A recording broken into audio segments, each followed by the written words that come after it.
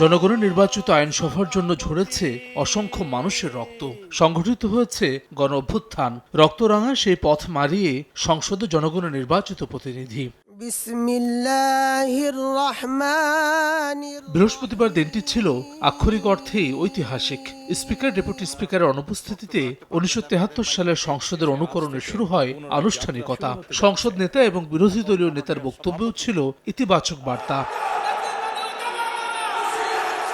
তবে বিপত্তি বাধে রাষ্ট্রপতির ভাষণ ঘিরে। জুলাই অভ্যুত্থানের সঙ্গে গাদ্দারি, জনগণ সইবে না, গণতন্ত্র চাই তবে ফ্যাসিজম নয়, এমন সব প্ল্যাকার্ড হাতে সংসদের প্রথম অধিবেশনে রাষ্ট্রপতি মোহাম্মদ শাহাবুদ্দিনের ভাষণের সময় ওয়াকআউট করেন বিরোধী দলীয় সংসদ সদস্যরা। স্লোগানেও ছিল ফ্যাসিবাদের দোসরের মতো নানা শব্দের ব্যবহার।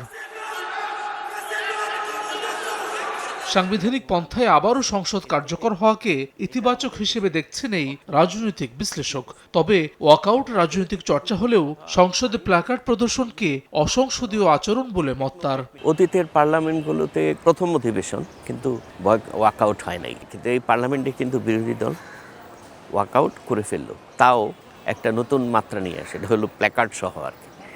হ্যাঁ, যেটা আমি মনে করি যে প্ল্যাকার্ডের যে ভাষাটা প্রয়োগ করা হয়েছে, গাদ্দার, এই গাদ্দার কথাটা আনপার্লামেন্টারি। তারা ছোটোখাটো বিষয় নিয়ে যদি সংসদকে অকার্য করে দেন, তাহলে জাতি একটা মহাসংকটের মধ্যে পড়ে যাওয়ার সম্ভাবনা আছে। তর্ক বিতর্ক যৌক্তিক পর্যায়ে রাখার পরামর্শ ঢাকা বিশ্ববিদ্যালয়ের এই অধ্যাপকের। সাংবিধানিক দায় থেকে সংসদকে প্রাণবন্ত করার তাগিদ তার। এই সংসদে যারা নির্বাচিত হয়েছেন প্রত্যেকেরই একটা সাংবিধানিক দায় দায়িত্ব আছে এই সংসদকে কার্যকর করা এবং জনস্বার্থে উত্থাপিত যে সমস্ত বিল সেইগুলো আইনে পরিণত করার ব্যাপারে তাদের ভূমিকা পালন করা। এটা সরকারি দলকেও করতে হবে, বিরোধী দলকেও করতে হবে। আমরা অতীতে দেখেছি যে জাতীয় সংসদ কোরাম সংকটে ভুক্ত। এই বিষয়গুলোকে এইবার বিশেষ গুরুত্ব দিতে স্পিকার এবং প্রধানমন্ত্রীর প্রতি আমরা অনুরোধ জানাবো। দশম, একাদশ এবং দ্বাদশ সংসদের পথে না হেঁটে কার্যকর সংসদ গঠনে জাতীয় স্বার্থে সরকার এবং বিরোধী দলকে ছাড় দেওয়ার আহ্বান বিশ্লেষকদের।